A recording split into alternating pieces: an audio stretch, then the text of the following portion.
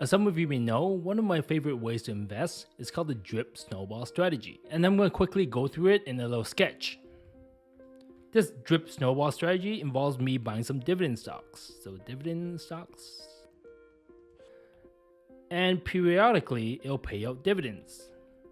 Many of the stocks pay out in every 3 months or 1 month even, but what we do in this strategy is that we reinvest this dividend back to more dividend stocks, and the loop just continues infinitely. And that's probably one of the most passive ways to invest. But for growth tech stocks, there wouldn't be any dividends, so how would I create the similar snowball? This requires some creativity, mainly with stock options. So let's get back to the sketch. With the growth stocks, we need to somehow generate some income from it. So there may be a couple different avenues, and all of these are bringing in some money, so we can possibly reinvest back to more stocks, like that. This way of investing is definitely a lot more active than most people would like. I would say at least 90% of the investors shouldn't be doing this, but I'm a little bit different. And here's the huge disclaimer that I'm not a financial advisor. This is what I'm doing. And most people shouldn't risk more than 10 to 15% in one particular stock. And definitely don't use margin on it. If I scroll down to my Palantir right here, click inside, right now I have 19,597 shares. So here's the 19,597 shares. And I mentioned that I personally bought out of pocket 10,000 shares at the IPO price of $10. So what happened here? How did I get this 9,597 shares over the course of the last 6 months? Well, that's through a combination of 3 different option strategies: the long call, the short call, and short puts. Now we're going to go through a couple examples.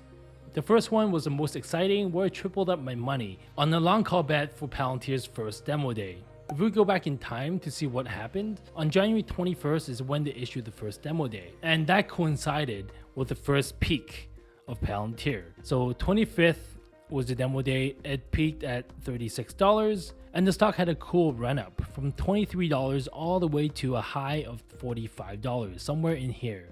It doesn't even show in this chart because it just shot over the moon and came right back down to reality over the course of 1 day. As we can see here, the 52-week range of $45 was on that day, on about January 27th. And that was my whole triple up on the long call. Even though the stock only went from 25 to 45, less than double, my options went 3x plus. And I made a video on that. This is how I turned 50K into 217K with a long call option strategies, and I named it the fish analogy. There is some information that may be useful if you plan to use a long call strategy. We labeled it as phase 1, initializing, phase 2, reacting or non-reacting, and then phase 3 will be when you harvest the gains.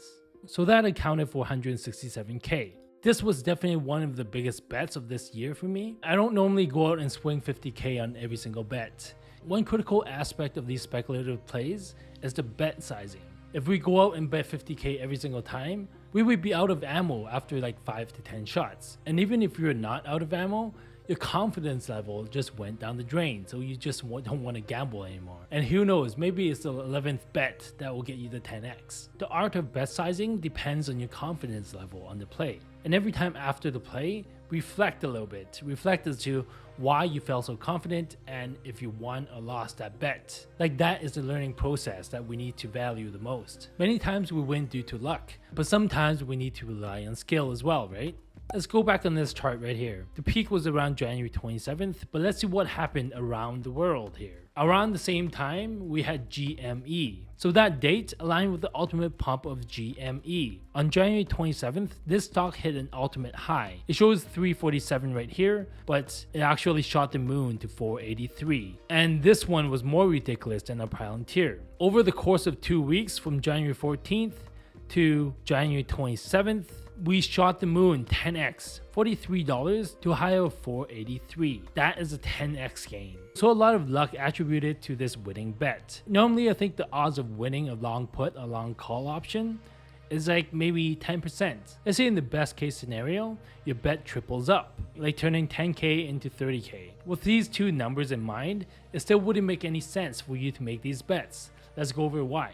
Hit the like and subscribe if you enjoy this Palantir content. It'll greatly help the channel. Thank you. So this is all based on probability, right? So the probability of winning equals 0.1, which is 10%.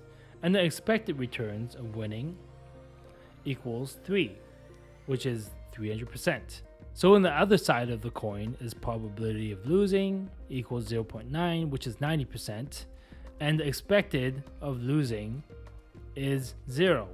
Now we'll put in some dollar values. So let's say if every single bet, you bet $100. For the one time that we win $300, putting in $100. But for the 9 other times we lost, 100 times 9 equals $900. We're risking $900 to win $300. But these numbers, the 10% and the 3x, is probably on the higher end for most investors. So ultimately, this would be a losing game in the long term.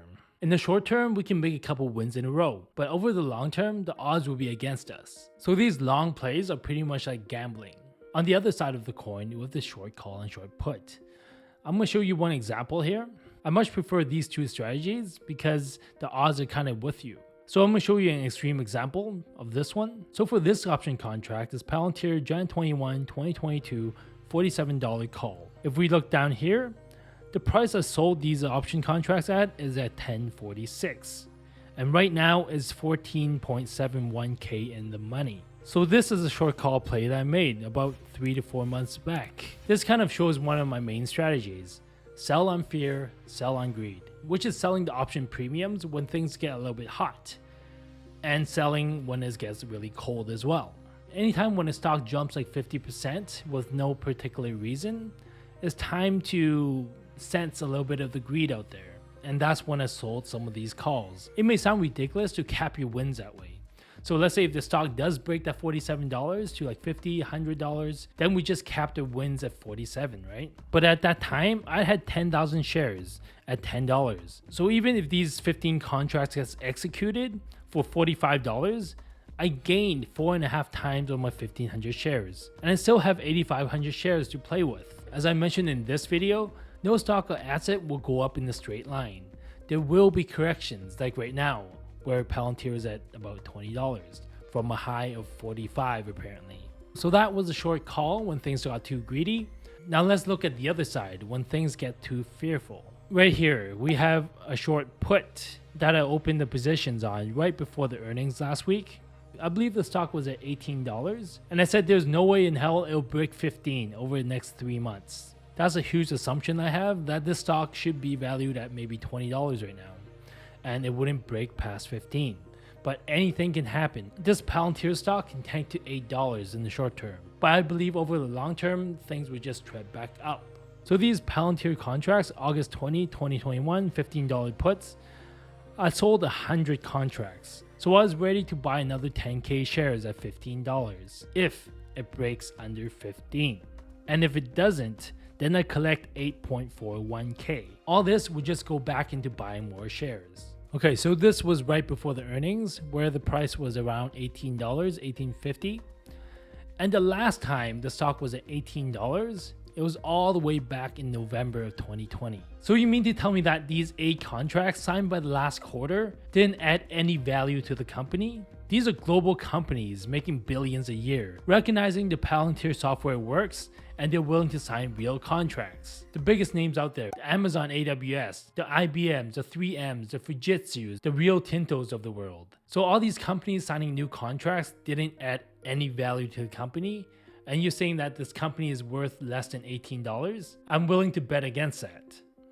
Over the long term. In the short term, you can keep trashing the stock, but over the long term, I'm betting against that. Okay, during the last earnings report, they stated that they actually added 11 new commercial customers, not the 8 that we just saw. Maybe the 8 that we just saw was the bigger ones, and they have 3 other ones that may be smaller or maybe signed an NDA. And the revenue per customer is generally trending up, so that's a good sign. Another stat here is that the government business continues to grow. In the last quarter, it went up by 76%, and the business growth went up by 83%.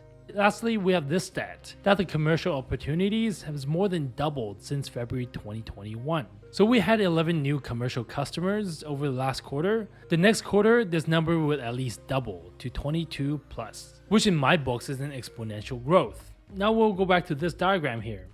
We had a long call play, we had the short call play, then we have the short put plays, and I will continue to implement these strategies to accumulate more of these shares. And now there's one more avenue thanks to you guys. Thanks for your likes, comments, and views. I was able to get the channel monetized, and right now my estimated revenue is $52 for this month. Thank you, thank you, thank you. And you know where this money will go, right? Back to the Palantir Snowball. Whatever ad revenue I get here, it just goes straight back to more shares. This is my plan going forward, and I don't plan to sell any of the shares, and we'll see what happens to this company. I have conviction in them over the long term. Over the short term, it can get trashed to $10 maybe. But I'll be continuing to hold and adding more shares as we go. So drop a like and subscribe if you find any value in the video. Thanks again for watching, take care, and I'll see you in the next one.